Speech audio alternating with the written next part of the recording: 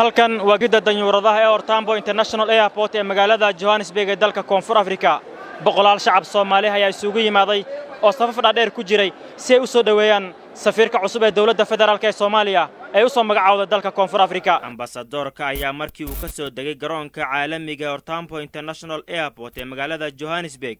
waxaa si weyn u soo dhaweeyay in badan oo ka mid ah safiirada dalalka jaamacadda Carabta u jooga dalka Koonfur Afrika kuwaasoo ambassadorka ku qaabilay qaybta VIP-da. sidoo kale waxaa ambassadorka si weyn u soo dhaweeyay jaaliyadda Soomaaliyeed ee Koonfur Afrika ay horkacayeen hoggaanka safaaradda ee Koonfur Afrika iyo waliba gudoomiyaha guud ee jaaliyadda Koonfur Afrika ahna u qaybsamaha arrimaha dibadda Maxamed Cumar Warsame Talyaani.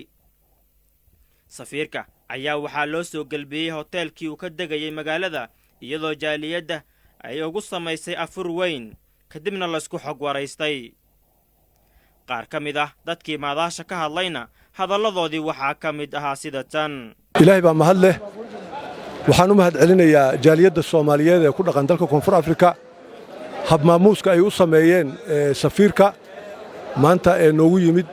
dalka Koonfur Afrika oo loo soo igmaday shaqadiisa safiirnimo Maxamed Sheekh Isxaaq. waxaan leeyahay marka hore soo dhawow. magacay meelare Maxamed Sheekh Isxaaq may baan macnaha safar dheer ku qoynay meelare magaalada Rustenburg ee Northwest may baan inta qoynay intii una dhawayna safiirkii afraad ee dawladda Soomaaliya magacaawti meelare wadanka South Africa safiir Maxamed Sheekh Isxaaq safiir may kale meelare ka jaalid ahaan jaalid meelare Koonfur Afrika ama Koonfur Galbeed ka jaalid meelare Northwest ahaan may ba kale meelare hadhawaa markood iman lamad waa Cabdixafiid Cali Cabdi oo ka imaaday magaalada Pretoria. waxaan maanta imaanay airportka oo Ortambo halkaas aan ku soo dhaweynaynaa safiirka cusub ee Soomaaliya loo soo magacaawday wadanka Koonfur Afrika. safiirka waxaan leenahay ku soo dhawaaw South Africa. waxaan rajaynaynaa in aad u noqoto safiir wax badan ka bedela kala dabacsanaantii ka jiray mujtamaca Soomaaliyeed ee Koonfur Afrika. safiir wayba kalena ka dhawaaw South Africa dal run ahaantii culeys badan ku jiran bulshada Soomaaliyeed masjaaliyada Soomaaliyeed ka nool dalkan South Africa dhibaatooyin fara badan iyo haysado oo noocyisha duwan leh haddii naga dhanka sharciyada haddii naga taxaquuq laanta oo muwaadinka la isku dilaayo maalayaani dhiigii shay meel isu saaranayeen lahayna haddii naga tamaarana muwaadiniinta Soomaaliyeed oo wada xanuunsano isbitaalada yaalo oon haytahay oo maarna gurmud fayla an helaan marka shaqooyinka Kenyaala shaqooyin maarna yarma shaqooyin eedan badan way baan maarna Ilaahay subhanahu wa ta'ala keen weydiyaane inii oon haytay shaqada keen fududaayo. waxaa sidoo kale goobta ku sugnaa oo maadaasha ka hadlay xogayihii hore ee baarlamaanka Soomaaliya Cibaar Sheekh Cali. aniga kolba halkaas Western Cape aan ugu imid safiirka best friends aan nahay dad isla soo koray wax soo wada shaqeeyay wax soo wada qabtay aan nahay ninaan ku kalsoonahay waay. waxaan rabaa kaliya inuu safiirka wax badan xogaa tabanayna mugti kii naga tiri la Ilaahay ka dhigo aan duco ku kabno markaan wixii ka dambeeya ducadaas waxay tahay mid ugu qiimaha badan ee annagana aan ku noolaan karno ku survive garow karno. waxaan ka rabnaa safiir dadkan wax badan ay tabanayaan waxay tabanayaan bukaan badan nabaro badan ku yaala adigana noqo bal mid legend wax qeyr badan oo qiimo badan uga taga taariikhda inay ku xustaan rabnaa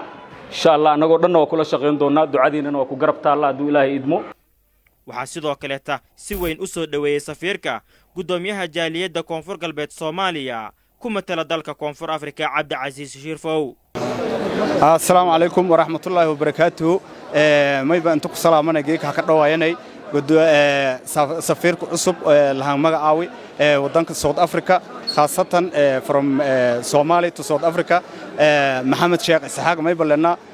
safiir hadhawaaw in badan qaabada wadni anoo ka hadlaw magac jaaliyadda anoo ah gudoomiyaha jaaliyadda Koonfur Galbeed may ba idhaan ka dhawaayane South Africa may balena hadhawaaw iyo sidoo kale gudoomiyaha dhalinyarada ee Galmudug ee dalka Koonfur Afrika Cabdiraxmaan Inda Burco. waa jaaliyadda Soomaaliyeed ee Koonfur Afrika waxa safiirka soo dhaweynaya caawa meeshan lagu fadhiyo soo dhaweyntiintaas lagu gudbo soo dhawow mudana safiir Maxamed Sheekh Isxaaq dhammaan waxaan kaloo salaamayaa ayagana xuseen walaalkay yuusuf axmed iyo macallinkeenna aad iyo aad u mahadsan yihiin waxaan u malaynaa waqtigu maadaama uu yaryahay xogaa dardaarna la galay safiirkuna uu cusub yahay caawa mar raba inaan ku dheeraado guudda jaaliyadda dalka koonfur afrika ayaa soo dhoweeyey safiirka bagcad iyo warqad cad ayaa kuu furan maanta safaaradda guud ahaanba u furan tiimka joogo kuwaasoo ah jaaliyadda siday wax ugu qortaan beejkooda hadduu alle idmo midna kama maqna maanta jaaliyadda qaybaheeda kala duwan sida aad wax ugu qorata maanta waxaan anigoo ah guddoomiyihii guud jaaliyadda hoggaanna u ah ballan qaadayaa si hufan inaan oola shaqayn doono safaaradda horena ugu ballan qaaday waagii doorashadeennii iyo waagii aan soo baxay iyo caleemasaarka maadaama siihayihii oo joogay xafladdaas ballantaas aan qaadnayna oofinteedii ayaana maantana ku joognaa ilbaabadana kama xirna jaaliyadda safaaraddan sida hadda noogu fureen aan rajaynaa inuu ambaasadoorkana usii furnaan doonto safaaradda annagana waxaa idiin ballan qaadaynaa ilbaabadiinna 10 saac oo habeennimo haddaa soo garaacdaan min oday ilaa carruurteenna inay idiin soo baxaan awaamirtiinna iyo xuduudaha ay idin siinayso diblomaasiyaddan inaan idinku ilaalin inaan diyaar u nahay ugu dambaynna ambasadoorka cusub maxamed sheekh isaaq ibraahim ayaa u mahadceliyey jaaliyadda soomaalida ee ku dhaqan dalka koonfur afrika بسم الله الرحمن الرحيم الحمد لله رب العالمين والصلاة والسلام على رسول الله صلى الله عليه وسلم maanta oo jimco ay tahay waxaan si nabadna ilaahay nagu keenay magaalada Johannesburg guud ahaan waddanka South Africa waxaana halkaan maanta joogo intii badnayd haldoorka ahayd jaaliyadda Soomaaliyeed ee ku nool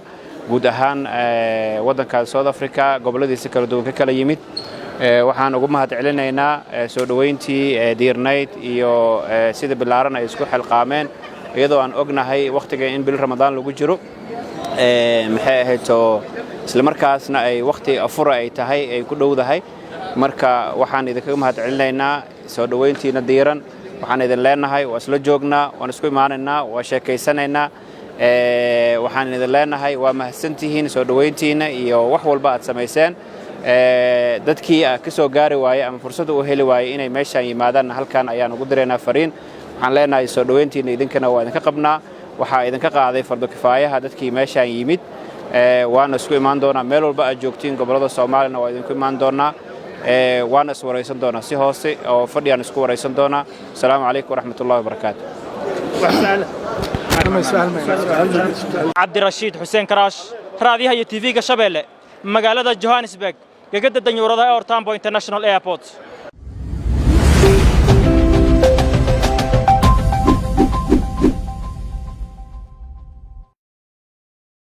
internet plus waa adeeg ay macaamiishu ka heli karaan internet fiber ah oo xawaarihiisu yahay 20 megabytes per second ayna la socdaan rasiifar ay ku jiraan in ka badan 4,000 oo kanaal iyo 100 daqiiqado oo ah ku hadal bilaash ah